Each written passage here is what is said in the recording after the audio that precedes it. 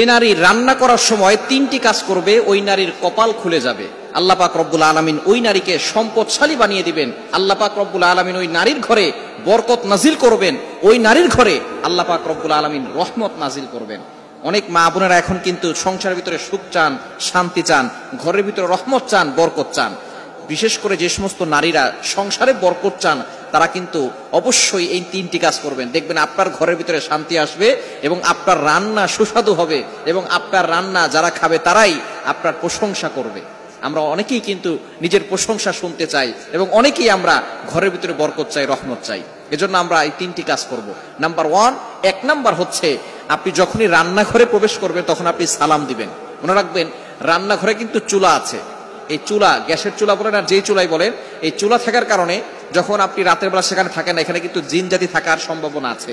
এই জন্য যখনই আপনি রান্নাঘরে ঢুকবেন তখনই সর্বপ্রথম 1 নাম্বার কাজ করবেন, সালাম দিবেন, আসসালামু আলাইকুম ওয়া রাহমাতুল্লাহ। কেউ থাকুক আর না থাকুক, ঘরে যখনই প্রবেশ করবেন, যদি ঘরে কেউ নাও থাকে তারপরে সালাম দিবেন, কারণ ঘরের ভিতরে অনেক সময় শয়তান থাকে। আপনার সালাম দেওয়ার কারণে সেই শয়তান সেখান থেকে বের হয়ে যাবে।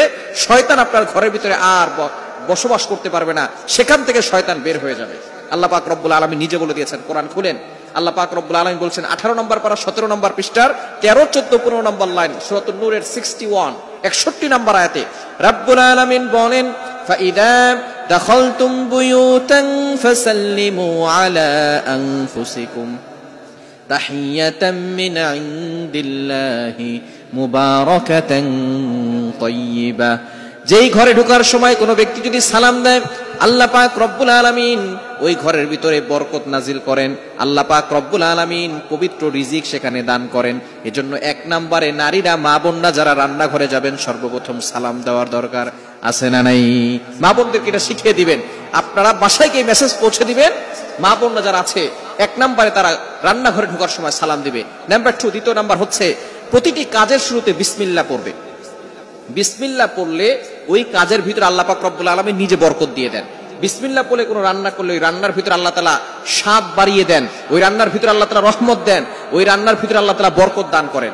কিন্তু বর্তমান আমাদের সমাজের ম্যাক্সিমাম নারীরা রান্না করার সময় ডিজে গান শুনে, রান্না করার সময় হিন্দি গান শুনে, ইংলিশ গান শুনে, তারা ড্যান্স করে আর রান্না বান্না করে, যার কারণে ঘরের ভিতরে কোনো বরকত থাকে না। খবরদার, গান শুনবেন আর রান্না বান্না করবেন আর চিন্তা করবেন ঘরের ভিতরে বরকত নাই কেন। আপনি যদি বরকত পেতে চান, প্রত্যেকটা কাজের শুরুতে আপনি বিসমিল্লাহ পড়বেন। আপনি চাউল নিচ্ছেন, পড়েন বিসমিল্লাহির রহমানির রহিম।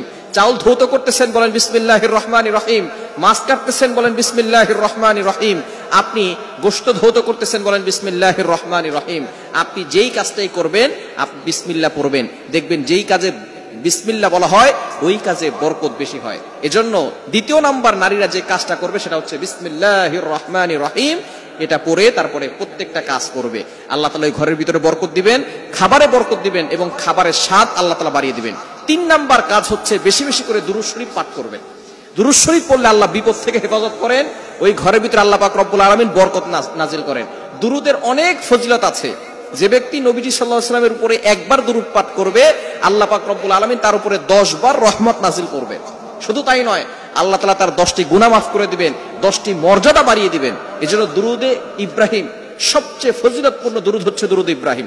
আমরা দুরূদ ইব্রাহিমটা পড়ার চেষ্টা করব এবং বিপদ আপদ থেকে বাঁচার জন্য, ঘরের ভিতরে বরকত আনার জন্য বেশি বেশি করে ঘরের ভিতরে দুরূদ পাঠ করব। মা বোনরা শুধু নিজেরা পড়বেন না, আপনার সন্তানকেও দুরূদ পড়া শিখাবেন। আপনার সন্তানকে শিখাবেন দুরূদ পড়লে কতটা ফজিলত হয়। যে ব্যক্তি নবী সাল্লাল্লাহু আলাইহি ওয়াসাল্লামের উপর দুরূদ পড়বে তার প্রতি অনেক ফজিলত রয়েছে এবং আল্লাহ পাক রব্বুল আলামিন প্রটেক্ট ফ্রম অল অ্যাক্সিডেন্ট, সকল দুর্ঘটনা, অ্যাক্সিডেন্ট থেকে আল্লাহ পাক রব্বুল আলামিন তাকে হেফাজত করবেন। সুতরাং মা বোনরা ঘরের ভিতরে এই 3টি কাজ করবেন, আপনার কপাল খুলে যাবে, সম্পদে বরকত আসবে, আপনার রিজিকে বরকত আসবে, ঘরের ভিতরে রহমত আল্লাহ তাআলা বৃষ্টির মতো নাজিল করে দিবেন। আল্লাহ তাআলা আমাদের প্রত্যেকটা সংসারের মা বোনদেরকে এই 3টি আমল করার তৌফিক দান করেন।